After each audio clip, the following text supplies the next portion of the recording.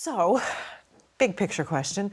Looking back on these 5 seasons, what are you most proud of? Oh my gosh. I think I'm most proud, and I shouldn't feel pride myself necessarily because I just cannot tell you how much I admire our writers, our showrunners, and our writers' room, because the thing that I worried about from the beginning was that maintaining that relationship with Ava, which started out, of course, totally butting heads, generational and just lifestyle, everything. And I thought, towards the end of the season, they kind of start to become more friendly. And I thought, is that going to go away? But they somehow managed to maintain the head-butting kind of humor and still have them grow closer and closer and closer and closer and closer with huge ups and huge downs. So that, I think, is an astonishing accomplishment. To you, is it a love story? Oh, I think so. Yes, absolutely. I mean, I can't really think of another movie or TV show that has a relationship quite like that, because it's really a mixture of what becomes kind of grudging respect and then becomes true friendship, and just really, she's my only friend and I'm her only friend. And on top of that, there's a mother-daughter kind of level to it. Because she has this crazy mom, and I have a crazy daughter that I have a dysfunctional relationship with. So we fill that gap also in each other's lives. And yeah, I mean, I think it's very unusual. For you personally, if you could complete this sentence, Hacks has given me. A gift on a silver platter. Just the gift that keeps on giving. But truly, and I felt that way from day one. I thought, it's a gift. It's just been a joy. The whole thing has just been a joy. What do you think you'll miss the most? I will definitely miss the people. And I'll tell you another thing that I'm most proud of, just to get back to that really quickly, is that on a couple of occasions, more than a couple of occasions, people who were just like a day player or even just doing background, on a couple of occasions they said, this is the most welcoming set I've ever been on, ever worked on. And I'm really proud of that, because it should be that way. It should always be that way. There's no reason it shouldn't always be that way. And another friend of mine who actually did a guest spot on the show recently, he said, because he's been working on another show off and on for a long time, and he said, which was a great set. He said, but it doesn't compare to this. He said, everywhere I look, people are just, the crew, the cast, everybody's just laughing and relaxed and hugging and joking, and everybody's working hard. And he said, it's really incredible, It's not like that everywhere. No. Although I've been lucky, I must say, I have never worked with a nightmare actor or been on just a horrible set where you kind of dreaded coming to work every day. I cannot even imagine what that must be like. My late husband was in a series like that, and it was before I met him, but he said it was just no fun going to work every day. And I thought, oh my God, I can't imagine feeling that way, So, knock wood, I haven't really experienced that too badly. You and the show have been through incredible challenges over these past 5 seasons. Mm-hmm. What was the biggest challenge for you? I suppose on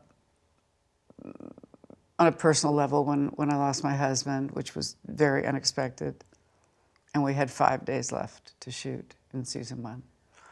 And then, of course, after that, wanting to make sure that I was available to my kids as much as possible and still be working full-time.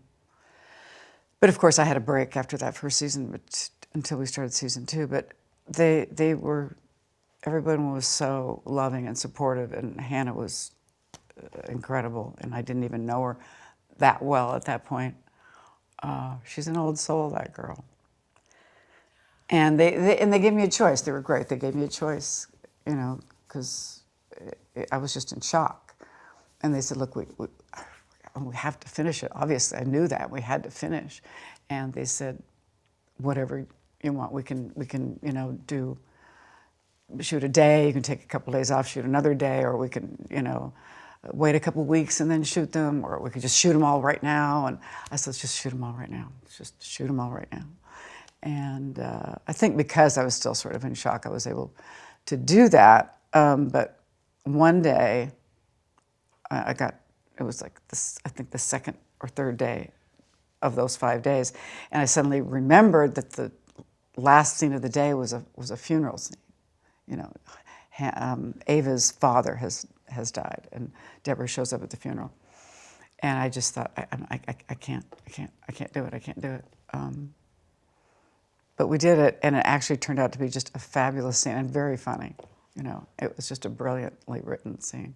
And do you think that did something for you personally to go through that? Well, I did take an Ativan, which, because I really didn't think I was going to. I thought, no, I can't. But I think, yeah, I think it did. I think because I had dreaded it, and it worked out so well, that helped somehow, and because it was so funny, but it was so true.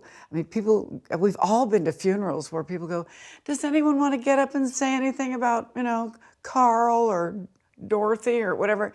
And people, especially people who aren't actors, who aren't used to getting up and public speaking, everybody kind of goes, and then there's this horrible silence, and then it sounds like no one has anything nice to say, and the family feels bad, and every one of us have been through that, and they took that and had Deborah just turned it into a joyous, funny thing. I mean, it was brilliant. You mentioned leaning on Hanny, even though you didn't even know her that well. Can you describe your relationship with her? Not Deborah and Ava, but Hannah and Jean. She's an extraordinary person. She is incredibly deep thinker, feels things very deeply. I really felt I could go to her like a peer. You just can tell she's a person you can lean on. She's a person who will always answer your questions honestly, and always make you laugh, I know we have to be a little vague about the final episode, but if you could say one or two words about it that might sum it up, what would you say? You'll laugh, you'll cry. That's all I'm gonna say. And you'll really, really laugh, and you'll really, really cry. But at first, when I found out the ending, because I did not know the ending, I've never asked. If I had asked in the last 6 years, they'd have told me. But I said, no, I don't care. I'm going to be surprised. But when I found out, I was a little taken aback, and I was briefly not happy. But they explained to me their thinking, and I said, okay, not at all what I expected, but okay. I trust you guys, and I do, absolutely. I said, I trust you guys. And I totally get it now, and I love it. I think it's perfect. Well, that's a really good tease, that you were taken aback, unhappy, then thought, okay, and now love it. That's a good tease. This final season is about Deborah's legacy. Does it make you think at all about Jean Smart's legacy? I don't think I really thought about that. I guess because it's sort of a funny way to think of yourself. You don't think of as a person who's going to have a legacy, except maybe your children. Like the other day I told my kids, I said, because I've been cleaning out the garage, it's been very cathartic. And I said, now, you guys, don't throw anything, after I croak, don't throw anything out that has anything to do with, my career, because who knows? Someday somebody might, give you a few bucks for it, I said, even if it's a Christmas card from Delta Burke or something like that, I said, you just save that thing, you know. I just spoke to Delta the other day, by the way, which was sort of made me laugh. So I guess in those, I do think of that in practical terms, you know, because I think, do I really want to keep a script from every show I've ever done? But then you think, well, I don't know, somebody might want it someday, you know. So Somebody might find it I very have valuable. 2 storage units full of stuff and Christmas ornaments. You said you spoke to Delta. I don't know whether this came up or this was in your thinking at all, but you said goodbye to that show with her. Now you're saying goodbye to this show. Mm-hmm. Was there any sort of solace in talking to her or any way to wrap your mind around leaving this show behind? Well, it was very nice to talk to her. We just FaceTimed because she lives in Florida. And I haven't seen her face to face for a while. We were going to try to get together over the summer with Annie because I was doing a play in New York and they were both going to come and see it. But Annie came, but Delta wasn't able to come. And Annie lives nearby me, and it was actually a wonderful afternoon the other day. We got together with our makeup artist from Designing Women. And he's I don't know how old he is now, but he's getting up there. He's probably 10 to 15 years older than us. I'm not sure. And he and his wife are just terrific people. And he wanted to see us, and we hadn't seen him in a long time. So Annie and I brought a bunch of food over and had a great, great visit with him. And so I said, let's FaceTime Delta, you know. So that was a really nice thing, because I still miss Dixie. Oh my gosh, and Meshack and Alice, and it's like half the cast is gone. That's sad. Although when I left the show, I didn't feel the way I feel about leaving Hacks. I think partly or mostly because I had recently married. I had recently had a baby, so that was really where all of my energy was. And also too, when you do a multi-camera show like Designing Women, you're only with the crew like a half a day a week when you're actually shooting the episode in front of an audience.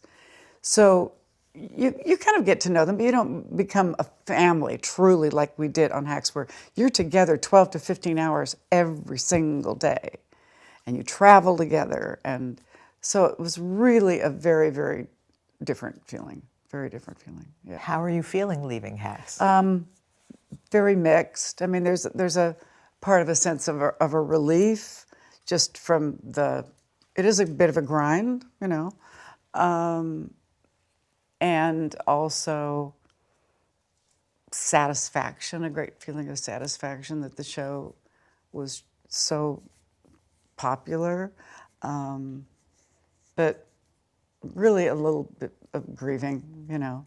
But we're lucky because with the crew, they just kind of had to rip off a Band-Aid. But for us, we're going to be living with the show for another year, you know, with, first of all the publicity that we're doing right now, and also, too, we've got a whole other year of awards shows, things like that, from the Emmys to the next SAG Awards or Actor Awards.